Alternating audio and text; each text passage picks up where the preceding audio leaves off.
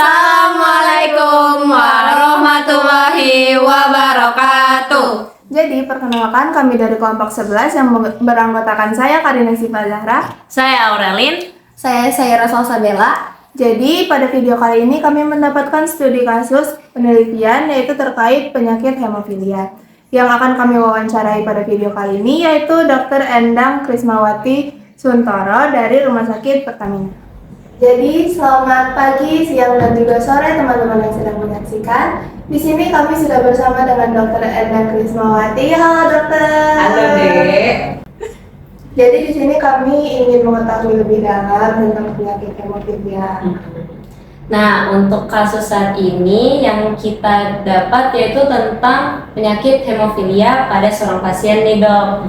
Jadi di sini ada seorang pasien bernama Tuan O yang berumur 20 tahun. Dia itu sedang mengalami pendarahan yang tidak terkontrol saat cedera ringan. Dan di situ dokter langsung ingin nih mengetahui apa sih penyebab dari gejala tersebut. Di situ dokter mendapati bahwa Tuan O ini memiliki riwayat penyakit. Di antaranya dia itu Tuan O punya riwayat keluarga dengan penyakit hemofilia. Terus yang kedua, dia juga memiliki pendarahan yang tidak terkontrol dari masa kanak-kanaknya. Dari situ juga dokter mendapati kondisi fisiknya Tuan O, di mana Tuan O ini memiliki luka yang tidak kunjung sembuh pada bagian kaki, serta pendarahan di bagian gusi, juga di bagian hidung. Lalu juga sering nyeri dan kelelahan pada sendi-sendinya. Dan dari situ dokternya mendiagnosa bahwa Tuan O ini memiliki penyakit hemofilia A dengan defisiensi faktor ke-8. Nah, kalau yang menurut yang kami tahu, hemofilia ini kan merupakan kondisi di mana tubuh sulit untuk menghasilkan faktor pembekuan darah yang cukup untuk tubuh, sehingga menyebabkan pendarahan yang tidak terkontrol ini. Benar. Jadi setelah penjelasan itu, menurut dokter apa sih penyakit hemofilia itu definisinya?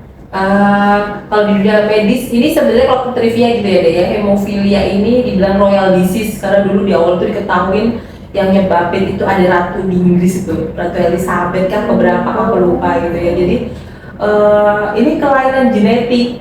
Jadi sebenarnya ada mutasi gen gitu kan, spesifik di faktor 8 di kromosom X. Itu yang apa namanya, makanya nanti kayaknya pertanyaan kalian akan kesana deh juga, apa sih mutasi kromosom X gitu kan. Tapi pokoknya hemofilia ini itu kayak yang tadi sudah bilang udah benar dibilang kalau terganggu koagulasi atau pembekuan darah ya, karena kekurangan komponen faktor 8 itu. Tapi sebenarnya hemofilia itu nggak cuma satu macam, ada beberapa gitu. Karena kan kalau koagulasi atau pembekuan darah, nanti kita sambil bahas setelahnya, pembekuan darah itu banyak gitu loh komponen-komponen yang diperlukan tubuh. Nah, ada faktor 8 dan faktor-faktor lain sebagainya. Khusus untuk hemofilia biasanya itu ada kekurangan yang faktor 8, faktor 9, faktor 11. Ada kayaknya dia namanya di kasus yang kalian itu ya. Jadi itu yang membedakan, dibilang hemofilia A, hemofilia B, hemofilia C. Jadi kelainan genetik, jadi bisa keturunan, bisa juga enggak, tapi lebih banyak yang keturunan, diturunkan dari orang tua ke anak. Tapi ada kalanya orang tua nggak ada nih, setelah diperiksa semuanya nggak ada hemofilia, tapi kok kenapa anaknya tiba-tiba ada hemofilia gitu kan. Itu yang kita bilang mutasi spontan. Kalau ditanya kenapa dan apa sebabnya, sampai sekarang belum diketahui. Etiologi unknown gitu kalau istilahnya di sini. Oke, jadi kita akan masuk ke pertanyaan nih tentang kasusnya Tuan O. Yang pertama nih, Dok, apa sih sebenarnya yang nyebabin Tuan O ini kena penyakit hemofilia? Jadi tadi aku bilang itu kan ada mutasi gen kan, spesifik di faktor faktor 8 tadi itu kromosom X, jadi diturunkan. Biasanya lebih banyak pada anak laki-laki memang, jadi makanya Tuan O kan. Jadi kebanyakan memang pada anak cowok itu. Dan kalau yang seperti ini dugaannya yaitu karena aku tadi kan bilang bisa keturunan, bisa spontan mutasi spontan.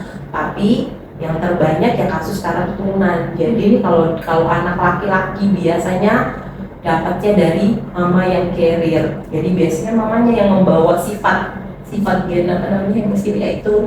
Apa sih penderita hemofilia ini kayak Tuan O sering sekali mimisan atau gusinya tuh berdarah gitu. Oke, di apa namanya di hidung kita Ya. sama di gusi kita itu kan ada selaput, ada jaringan lunak kita bilang ya, apa membran mucus membrane gitu kan. Nah di sana itu kaya banget pembuluh darah, mereka ya di hidung gitu. Itu kan ada daerah di sana di dalam sini ya. Namanya plexus Hissel-Bach. Jadi dia itu apa namanya di situ pembuluh darah kapiler itu banyak banget. Gunanya ya kalau kita bernafas apa namanya udara yang masuk dihangatkan dengan apa namanya si plexus itu dihangatkan terus dilembabkan kayak gitu kan. Nah karena dia di mukus di jaringan mukus kan namanya, jadi dia apa namanya lebih superficial letaknya di permukaan gitu kan, di permukaan. Jadi dia ya gampang cedera gitu loh. Nah daerah sana memang gampang cedera. Gusi itu kan kita juga apa namanya sering terpapar, kita ngomong, kita makan, kita apa kan. Nah itu juga jadi gampang ada cedera, ada trauma gitu kan, trauma minor. Jadi memang pembuluh darah yang di sana gampang pecah dia. Sebenarnya kayak di kita juga selalu tuh ada trauma mikro, kita nggak sadar aja karena sistem apa namanya sistem tubuh udah diciptakan dengan oke banget ya untuk apa namanya kompensasi kalau ada cedera ya udah langsung dibenerin sendiri sama tubuh, kita nggak sadar karena itu mikro gitu loh. Nah ada orang yang dengan hemofilia karena dia ada gangguan di apa namanya di pembekuan darah apa, dia jadinya kalau ada luka sedikit ya nggak apa namanya nggak sembuh. Kayak gini nih contohnya, kayak misalnya tembok kita ini ada batu batanya sama semennya kan.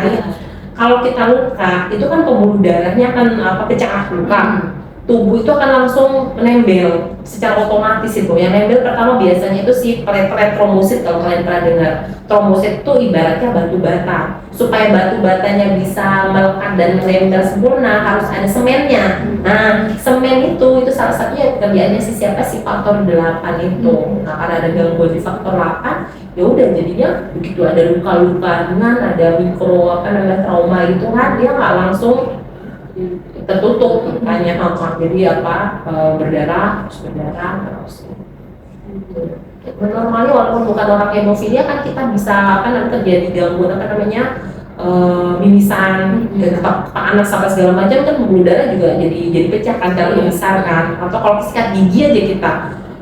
Tapi karena kita bukan hemofilia jadi begitu gusi kita kena sikat ya udah langsung diperbaiki sendiri oleh tubuh. Tempel itu bocornya.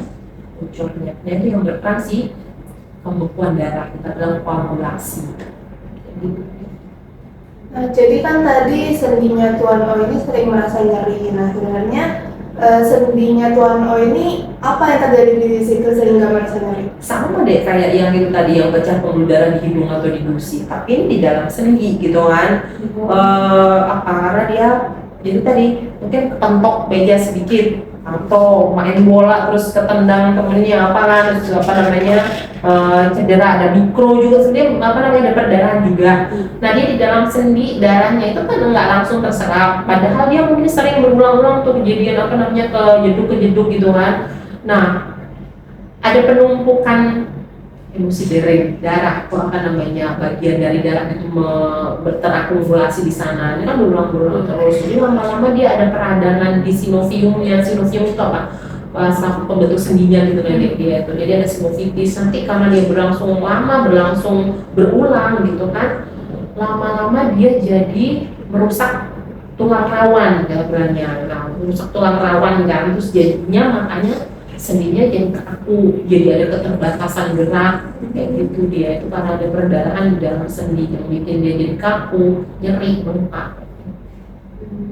Sama prinsip ininya sama penyebab. Gejalanya ini selalu tentang pendarahan atau bisa kita nggak sadar gitu? Kayak di dalam tubuh kita sebenarnya ada gejala-gejala hemofilia tapi kita nggak nyadar atau itu pasti kita tahu karena pendarahan. Oh enggak deh, apa namanya, ada kalanya memang nggak sadar. Jadi kayak tadi kita balik ya ke hemofilia. Kita tadi kan bilang ada hemofilia A, B, C gitu kan. A itu kekurangan faktor 8, B itu kekurangan faktor 9 gitu kan. Nah, dia ini tidak keparahan dari masing-masing hemofilia tidak ditentukan oleh jenisnya, tapi oleh level faktor kurang faktor 8-nya. Kayak gitu dia. Jadi digolongin ada yang ringan, sedang, sama berat. Kalau ringan biasanya faktor pembekuan darah yang kurang ini kurang dari kurang dari 30%, 5-30% gitulah.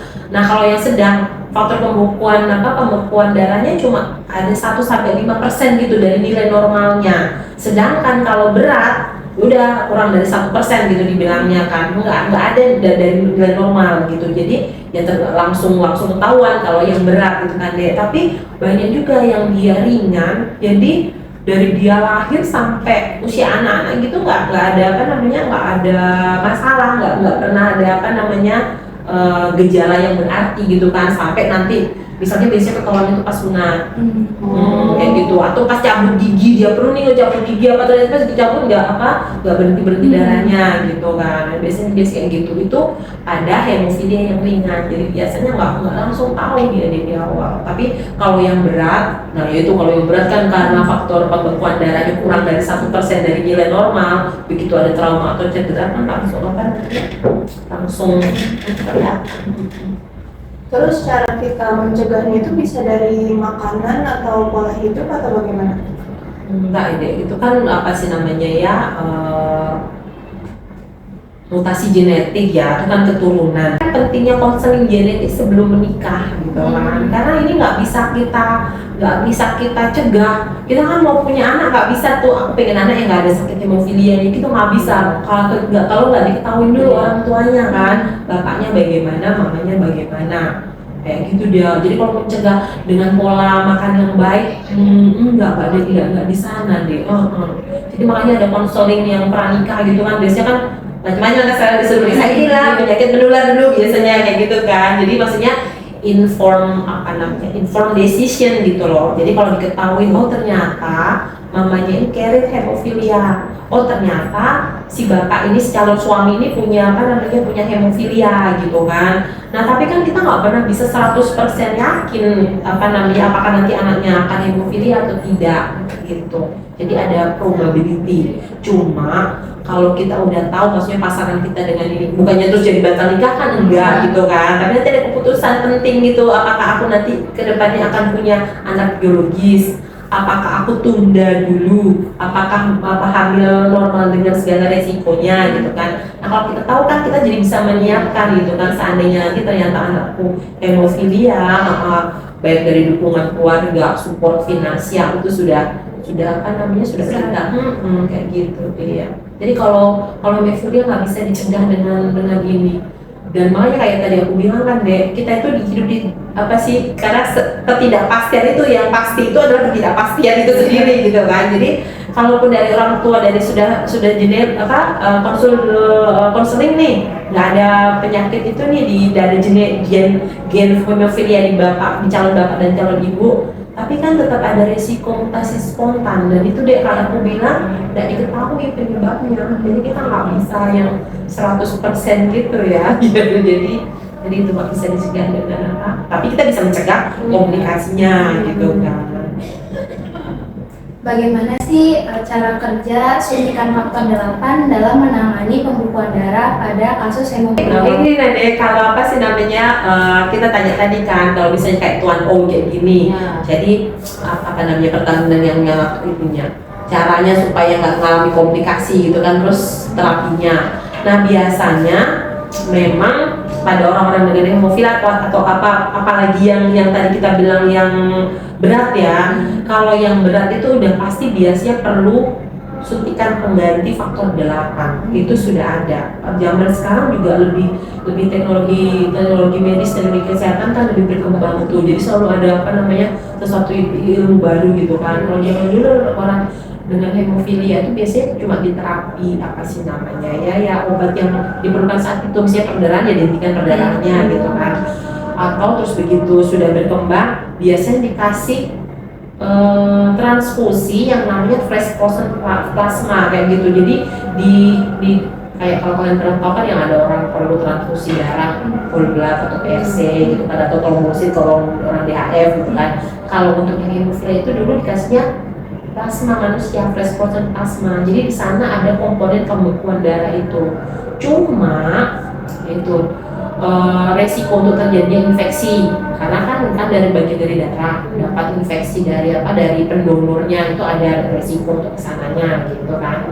Terus ada apa lagi namanya itulah pokoknya dia punya efek sampingnya nggak oke. Tapi sekarang sudah ada yang namanya faktor 8 rekombinan. Jadi kalau yang itu tuh si faktor 8-nya itu bukan lagi diambil dari donor darahnya manusia. Kalau kita donor itu kan bisa diolah, ada yang jadi red cell, jadi yang cuma sel darah merahnya doang, ada yang jadi trombosit, ada yang jadi plasma tadi yang kita bilang. Kalau yang sekarang faktor 8 itu secara spesifik bisa diproduksi secara bukan mutasi apa sih namanya, rekombinan. Jadi secara genetik gitu loh, diproduksi di binatang gitu. Jadi kayak ada kayak obat-obat yang kayak insulin pun juga kayak sekarang lebih maju, jadi terapi faktor 8 itu diberikan rekombinan. Nah, ya kerjanya yaitu karena kan kalian tahu kan tadi kita bilang yang berat yang kurang dari 1%, jangan kan kepentok, mungkin kegores sedikit langsung luka dan berdarah kan. Jadi dia langsung karena tubuhnya nggak bisa memproduksi faktor 8 secara cukup, ya udah dikasih aja faktor 8-nya. Sama orang diabetes, karena tubuhnya nggak bisa produksi insulin yang tipe 1 itu kan diabetes, dikasih insulinnya. Sama kayak itu cara kerjanya. Karena kurang dari 1% nilai normal, bayangin kan. Jadi kalau yang berat itu biasanya itu dia disuntik mungkin setiap 48 jam kayak gitu untuk hemofilia yang berat. Betul itu apa sih kerjanya itu jadi biar kamu kan tanyakan tadi gimana sih kerjanya si faktor 8 kan yang disuntikan, ya sama dengan cara kerjanya faktor 8 yang secara alami seharusnya ada di dalam tubuh kita, kayak kita kan punya itu kan. Kenapa sih penting banget faktor 8? Nah nanti kalian mungkin akan belajar lagi di advanced biology gitu kan, apalagi kalau masuk FK.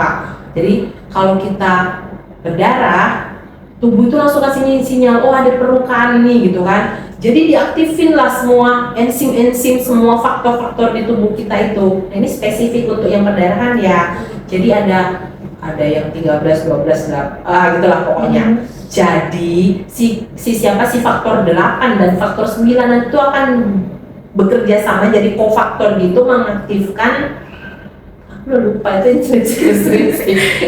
Ini molekuler banget soalnya. Jadi nanti dia mengaktifkan faktor 9. Faktor 9 yang aktif nanti juga akan mengaktifkan komponen lainnya. Jadi nanti pada akhirnya ada zat di tubuh kita yang namanya protrombin dijadikan trombin.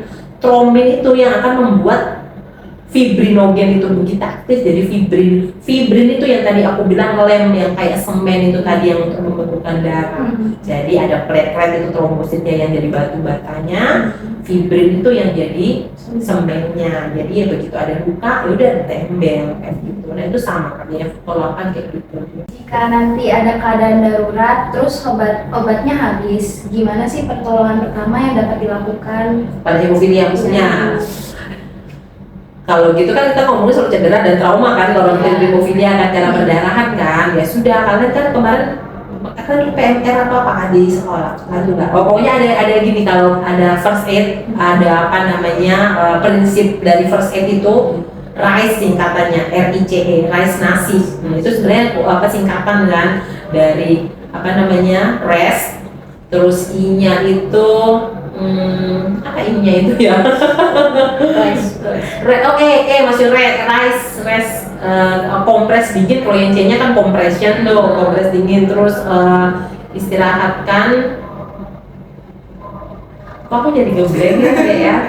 Itu ada pokoknya ya. Ditekan dulu lukanya itu di daerah lukanya ditekan. Kenapa ditekan? Supaya itu menghambat terjadinya bleeding berlebihan. Terus habis itu istirahatkan bagian yang sakit itu, kompres kompres dingin. Kenapa kompres dingin? Dingin iya. Jadi kalau misalnya memang ada itu es aja dibungkus kain gitu, terus dipreskan di situ. Kenapa kok dingin? Karena kita pengen pembuluh darah itu ada istilahnya vasodilatasi sama vasokonstriksi. Vasodilatasi itu pembuluh darahnya membesar gitu kan. Kalau pembuluh darahnya membesar, perdarahannya kan juga jadi lebih banyak. Karena kayak selang, semakin besar diameternya semakin ini kan. Jadi kita mau mengecilkan tuh pembuluh darah yang ada di area situ. Nah, es itu membantu bikin pembuluh darah kita jadi konstrik, jadi Jadi mengecil supaya kayak ini. Terus yang terakhir ya dinaikkan si bagian yang luka itu lebih tinggi dari jantung kita. Ya, itu ruang pertama itu ya. Tapi tetap kalau sama orang hemofilia kita benar-benar mesti hati-hati. Jadi mau ada trauma apa gitu sebaiknya ya langsung aja kemana dibawa ke rumah sakit apa. Terus kalau misalnya pun ada apalagi kalau cederanya itu kayak tadi kepalanya bentur nih gitu, hati-hati banget itu karena bisa juga kan terjadi perdarahan intrakranial di dalam dalam rongga kepala. Jadi makanya perlu penilaian. Jadi kita nggak boleh underdiagnose, kita nggak boleh menyepelekan apa yang kita anggap kayaknya nggak apa-apa kok, aman aja. Jangan. Kalau untuk kasus hemofilia, apalagi yang hemofilia berat harus dipastikan tenaga medisnya. Jadi itu yang pertama tadi, tapi harus kalian nggak penasaran sama yang kok bisa sih dari bapak yang yang hemofilia nanti kalian sampai ibu yang normal, nggak pengen tahu tuh kemungkinan anaknya boleh banget. Itu menarik banget soalnya. Jadi nanti kalian tuh belajar itu ya. Jadi kita itu kan tubuh manusia itu ada berapa kromosom? Kalian tahu nggak berapa kromosom? Kalau beda ya, kalau kromosom seksnya ya beda, tapi kalau yang keseluruhan kan kita itu ada 23 pasang kan, 23 pasang kromosomnya kan, kecuali di seluruh tubuh kita. Tapi khusus untuk si sel telur, ovum sama sperma, dia ini tidak berpasangan, dia ini haploid dibilangnya. Kalau ini kan diploid yang kita punya sel-sel tubuh kita itu semuanya terdiri dari sel-sel gitu aja ya. Nah, jadi selalu semua sel itu ada 23 pasang kromosom kecuali di ovum dan sperma kita. Kenapa kok dia ini haploid gitu kan, nggak berpasangan kan? Karena nanti dia akan begitu sudah ada pembuahan dia kan jadi zigot gitu kan. Nah, ini yang akan jadi diploid gitu. Nah, ovum itu membawa X, sel-sel itu membawa kromosom X. Sel sperma membawa kromosom Y dan itu mutlak kayak gitu kan. Nah, jadi kalau kita wanita, kita itu kromosom seksnya kita XX, kalau laki-laki itu XY. Nah, jadi ini misalnya ibunya ini, bapaknya ini ya. Kalau hemofilia itu diturunkannya lewat kromosom X. Jadi X-linked kromosom tapi resesif dia. Jadi kalau ada kayak gini, kalau misalnya menikah ya, ini pembuahan ya. Kalau ini dari ibu, ini dari bapak X ya kan. Kalau kita bikin tabel kita tuh beda aja. X dengan X ini ketemu, ini kan ini kita ngomong ini yang normal ya. Nah, kalau misalnya ibunya normal dulu lah, bapaknya yang bapaknya yang hemofilia kecil kalau yang jadi kan. Jadi kalau X dengan X dari bapak, anak cewek kan ini kan, XX kan. Karena dia satu, dia carrier. X yang satunya kan normal. Jadi dia nggak jadi hemofilia, tapi jadi carrier gitu kan. Tapi kalau yang kromosom dia membawa sifat apa itu kan. Tapi kalau yang ketemu tuh X di sini dengan XY di sini, jadi anak cowok ya kan. Nggak ada nih dia dapat kromosom yang bermasalah ini kan, jadi dia normal sama cowoknya. Terus nanti kalau itu sudah X itu, kalau misalnya X yang pertama, X yang kedua ketemu sama ini lagi, itu kan juga jadinya X lagi kan, terus dia ketemunya X sama Y lagi kan.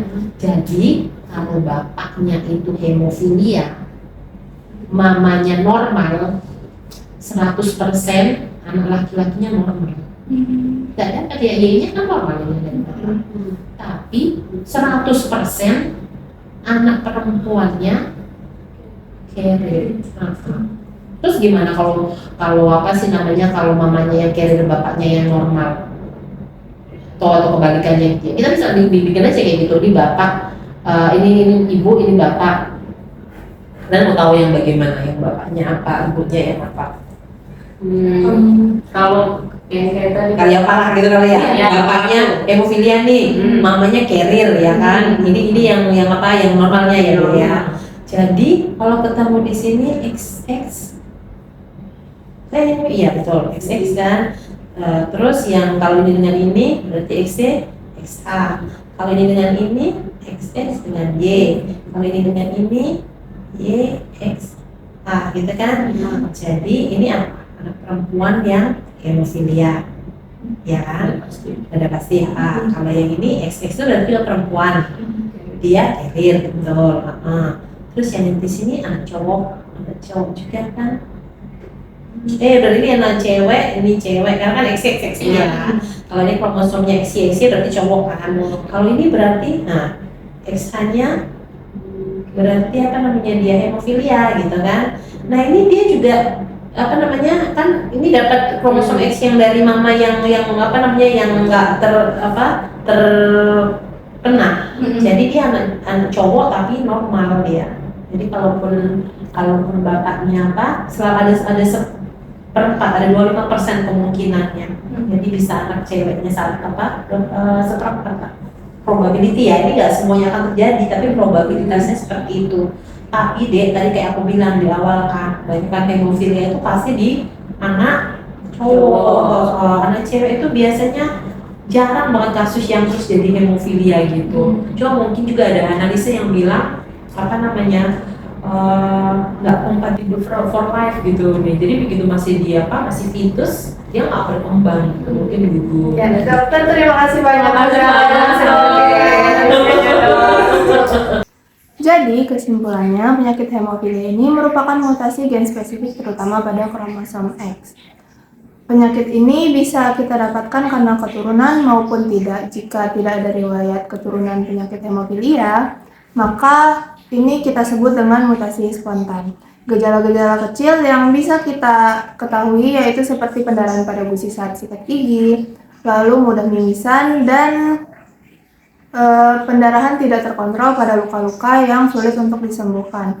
Kemudian penyakit hemofilia ini lebih banyak terkena pada anak laki-laki, terutama dari ibu yang membawa riwayat penyakit hemofilia. Hemofilia ini juga tidak bisa kita cegah melalui makanan dan pola hidup, karena penyakit ini emang turun-menurun dari keluarga. Mungkin pencegahannya bisa dengan pengecekan pranikah untuk yang memiliki pasangan, sehingga kita dapat mengetahui kemungkinan penyakit yang dimiliki oleh pasangan dan bisa menyiapkan dari segi finansial dan dukungan saat memiliki anak. Lalu pertolongan atau pengobatan yang bisa dilakukan adalah mengompres luka dengan es batu dan ditekan agar pembuluh darah mengecil. Lalu dalam kasus hemofilia berat akan diterapi dengan suntikan faktor 8, dan suntikan faktor 8 ini akan menyesuaikan dengan faktor 8 yang memang sudah ada di tubuh kita. Sekian video dari kami, semoga ilmu yang kami sampaikan dapat bermanfaat untuk kita semua. Kurang lebihnya kami mohon maaf. Wassalamualaikum warahmatullahi wabarakatuh.